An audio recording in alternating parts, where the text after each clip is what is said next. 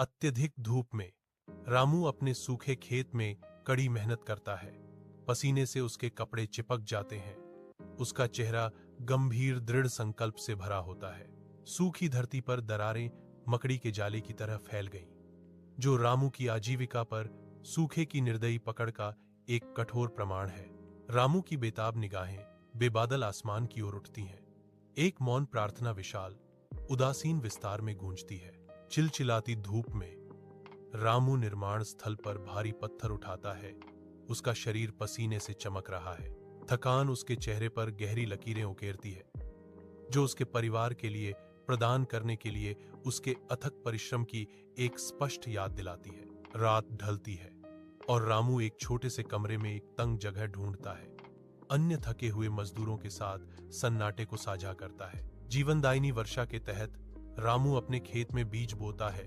उसकी हरकतें लयबद्ध और आशावादी हैं। एक हरा भरा जीवंत हरा मैदान को ढकता है, जो प्रकृति के वादे और रामू के मेहनती श्रम का प्रमाण है। रामू अपनी पत्नी और बच्चों के साथ मुस्कान और श्रम साझा करता है।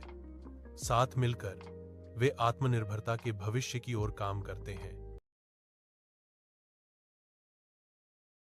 अत्यधिक धूप में रामू अपने सूखे खेत में कड़ी मेहनत करता है। पसीने से उसके कपड़े चिपक जाते हैं। उसका चेहरा गंभीर दृढ़ संकल्प से भरा होता है। सूखी धरती पर दरारें मकड़ी के जाले की तरह फैल गईं, जो रामू की आजीविका पर सूखे की निर्दयी पकड़ का एक कठोर प्रमाण है। रामू की बेताब निगाहें बेबादल आसमान की ओर उठती हैं। एक मौन प्रार्थना विशाल उदासीन विस्तार में गूंजती है। चिलचिलाती धूप में रामू निर्माण स्थल पर भारी पत्थर उठाता है। उसका शरीर पसीने से चमक रहा है। थकान उसके चेहरे पर गहरी लकीरें उकेरती है, जो उसके परिवार के लिए प्रदान करने के लिए उसके अथक परिश्रम की एक स्पष्ट याद दिलाती है। रात ढलती है और रामू एक छोटे से कमरे में एक तंग जगह ढूंढता है। अन्य थके हुए मजदूरों के साथ सन्नाटे को साझा करता है। जीवनदायिनी वर्षा के तहत रामू अपने खेत में बीज बोता है।